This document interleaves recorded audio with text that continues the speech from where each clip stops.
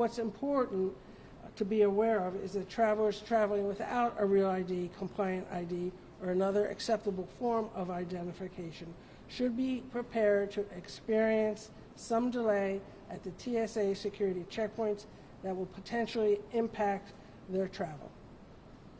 Bottom line is that it's best to get your real ID sooner rather than later so you don't risk missing your flight. I want to go back and just hit again on some of the common alternative forms of identification that you can use if you don't have a real ID license. That includes passports, a global entry card, or any other Department of Homeland Security trusted traveler program identification, such as Nexus, Sentry, and FAST, a permanent resident card, a foreign government issued passport, among others. Again, our website, tsa.gov, lists the other acceptable forms of identification you can use at the checkpoint. We anticipate a significant number of travelers will be applying for Real ID as this deadline is fast approaching. We are really down to the wire with 1 month left to go. And you know what? Travel like a pro. By that I mean get your Real ID and you'll be traveling like a pro.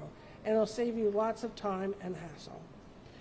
This is why we encourage everyone who travels or anticipates traveling after May 7th of this year to get their Real ID now. To wrap up, basically, Real ID is intended to improve the reliability and accuracy of driver's licenses and identification cards while inhibiting the ability of those who want to cause harm or want to defraud the system from being able to do so. The enforcement date, again, May 7th. Mark that in your calendar. Failure to comply will result in delays and additional screening, which could lead passengers to miss their flights. Any additional information will be posted on our website at www.tsa.gov. I've got my Real ID. Do you? All right. So now we're going to have Camila Barco from the Virginia Department of Motor Vehicles, who will also give some remarks. All yours. All right, well, thank you, Lisa, for those details about Real ID. I'm Camila Barco, the Public Relations and Media Liaison at the Department of Motor Vehicles. First, I want to thank TSA and Washington Dulles Airport for letting us talk about Real ID here at Dulles Airport. And it's fitting that we're here since a lot of passengers in the coming months will be traveling. Some will be traveling internationally, others will be traveling domestically. For those planning a domestic flight this summer, whether they're going to Arizona, New York, California, or anywhere in the U.S., you will need a Real ID compliance driver's license, or like Lisa said, another federally accepted document like a U.S. passport to board a flight starting May 7, 2025. At the Virginia DMV, we've been working hard to make sure Virginians who are looking to get a Real ID can get one. Our latest numbers as of March of 2025 show that we have issued more than 4.1 million Virginia Real IDs since October of 2018, and that accounts for 59% of all active licenses and IDs statewide.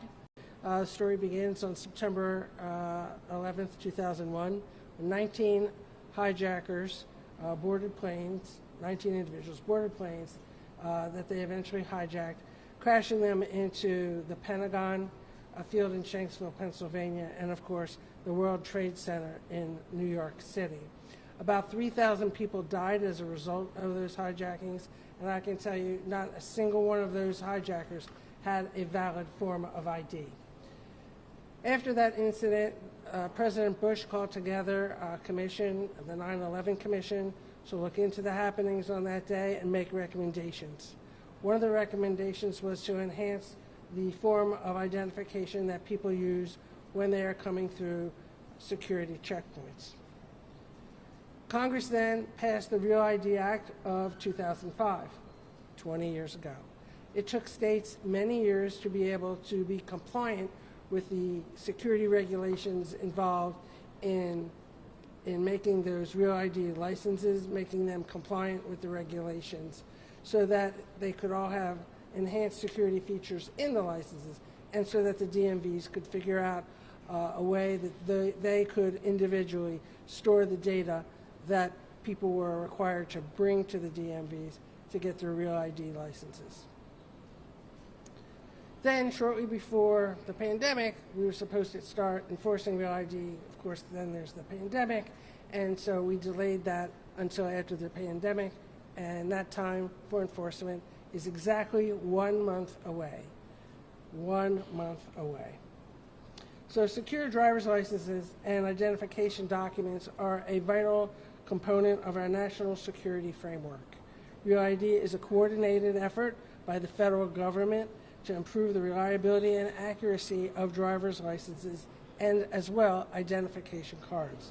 The improvements are intended to inhibit terrorists' ability to evade detection by using fraudulent identification, as what happened on 9/11. The Department of Homeland Security and the Transportation Security Administration are both committed to enforcing the Real ID Act. Therefore, beginning 1 month from today, all airline passengers aged 18 and over, including TSA PreCheck members, must present a state-issued Real ID credential or an alternative acceptable form of identification, the most common being a passport, at our security checkpoints. Now, our website, tsa.gov, has a whole list of other acceptable forms of identification that you can go to and you can check to see if you have an alternative acceptable form if you do not have your Real ID. Of course, again, you keep that Real ID driver's license in your wallet so you have it at all times, and it's not always intuitive that, maybe you're flying from Washington, D.C., maybe you're flying from Richmond, Virginia to another domestic airport, and, you don't have your Real ID license, you have to bring something else, such as your passport. You don't typically have your passport in your wallet, so it's something else you're going to have to think about before you fly. So how do you get your Real ID? Virginia residents have the option of getting a Real ID license, or they can get a standard license that is not Real ID compliant, and we'll hear more about that in a bit.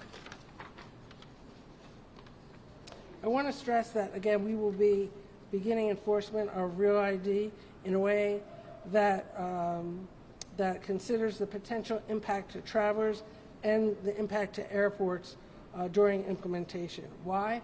Because we know that long lines and delays not only impact airline schedules and increase cancellations and, of course, are inconvenient to travelers, but they do that could also increase possible security risks and escalate any possible physical and verbal abuse of our TSA officers.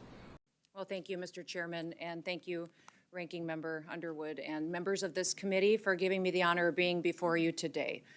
As a former colleague of the House of Representatives, I recognize the important role that you play in oversight over the federal government and our agencies, and I'm grateful for the chance to come here and talk about all of the good work that the Department of Homeland Security has done, the employees and the people who walk alongside us each and every day to follow through on what President Trump has committed to the American people, and that is to make America safe again.